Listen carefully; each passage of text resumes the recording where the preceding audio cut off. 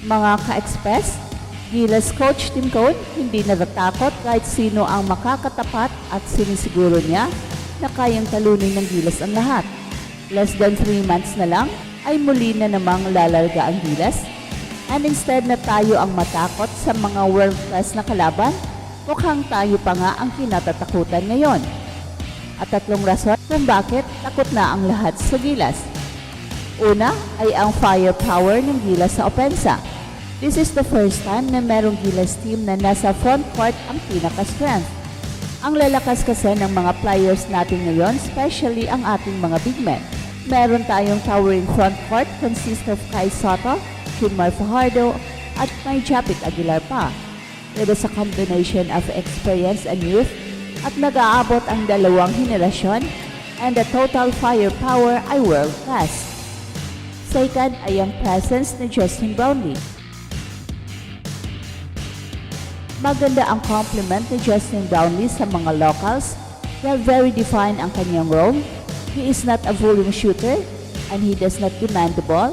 Siya pa nga ang naghahanap ng open teammates pero in clutch moments ay siya talaga ang go-to guy.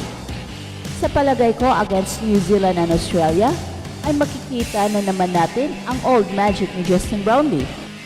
Third ay ang presence ng 2 big and very skilled wing players ng Gilas na sina Kyle Tamayo at Kevin Kembao.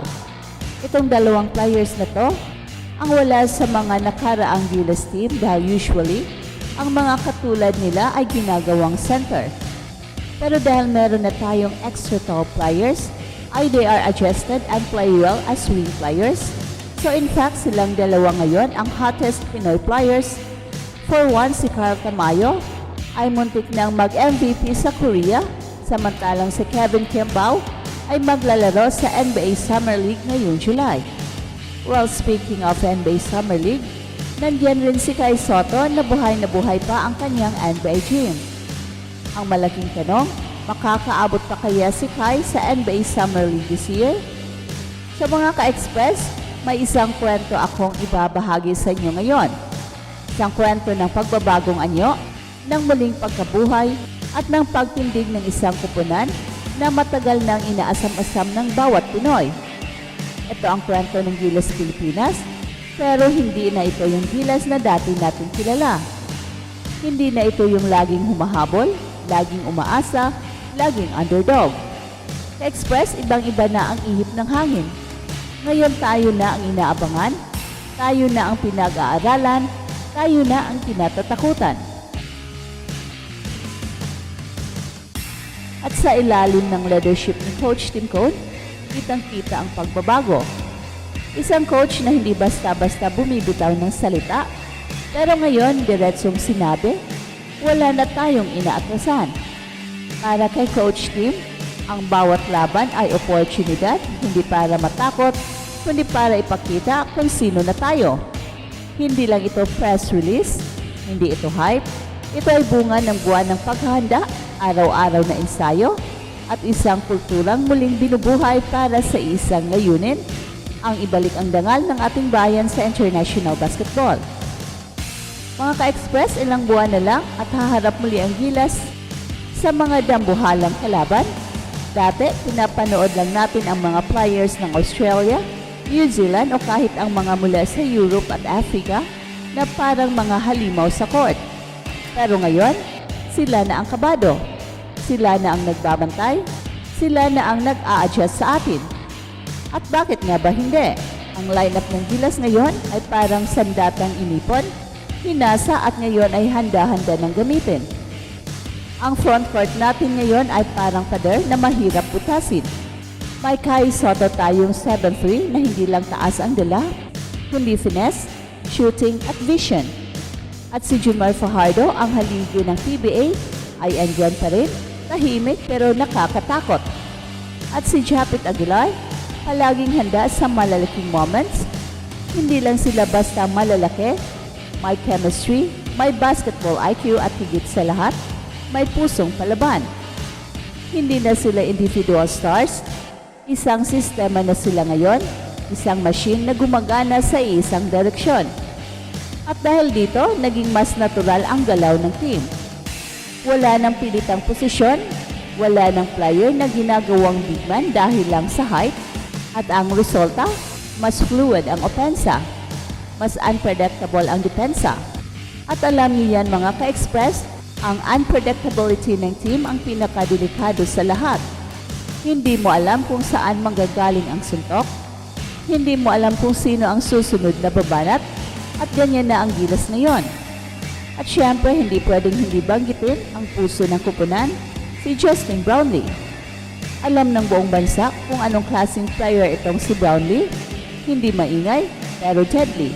Hindi flashy, pero clutch. Siya ang alas ng mga crucial moments. Sa mga laban na parang kabayo ang tibok ng puso natin, siya ang kalmadong general. Sa bawat pasa, sa bawat tira at sa bawat depensa, andon siya para buuin ang team. Siya ang glue guy, ang silent leader, ang haligi ng kumpiyansa ng gilas. At mas lalo pa tayong dapat matuwa mga ka-express dahil hindi lang veterans ang bumubuo ng gilas ngayon, may dalawang batang tigre na handang sumugal at magpakitang gilas, sina Carl Tamayo at Kevin Kembao. Si Carl isang stretch four na halos naging MVP sa Korea at ngayon bahagi na ng sistemang tunay na babagay sa kanya. Si Kevin Kembao naman, ang UAAP MVP, ay nakatakdang lumaro sa NBA Summer League. At habang pinag-uusapan natin ang NBA Summer League, hindi pwedeng hindi banggitin si Kai. Oo, hindi pati ako makakalaro siya ulit doon. Pero ang tanong na yan pa lang ay sapat ng indikasyon kung gaano pa rin kataas ang respeto sa kanya sa international scene. Hindi lang siya hype, isa siyang atleta na patuloy na umaangat, patuloy na lumalaban, at patuloy na nangangarap. Mga ka-express, sa lahat ng nakita at narinig natin, well, hindi may kakailan ang Gilas Pilipinas ay nasa isa sa pinakamalalakas nitong anyo sa kasaysayan. Mula sa leadership ni Coach Tim Cone hanggang sa matatag na front court na pinangungunahan ni Kai Soto, Junmar Fajardo at Chapit Aguilar, kitang-kita ang maturity at cohesion ng team. Hindi na ito yung Gilas na sabak lang ng sabak. Ito na ang Gilas na may direksyon, may sistema at may paninindigan. At sa bawat araw na lumilipas, mas lalong tumitibay ang pundasyon ng bagong henerasyon ng basketball sa Pilipinas. Kasabay nito, hindi rin pwedeng maliitin ang impact ni na Justin Brownlee, Carl Tamayo at Kevin Kembao. Sa bawat laro, ipinapakita nila na ang puso at talino sa basketball ay hindi nasusukat sa kasikatan, kundi sa kontribusyon para sa team. At eto ang Express Info na kung saan bawat kwento, ginulat ang mundo. And don't forget to like and subscribe.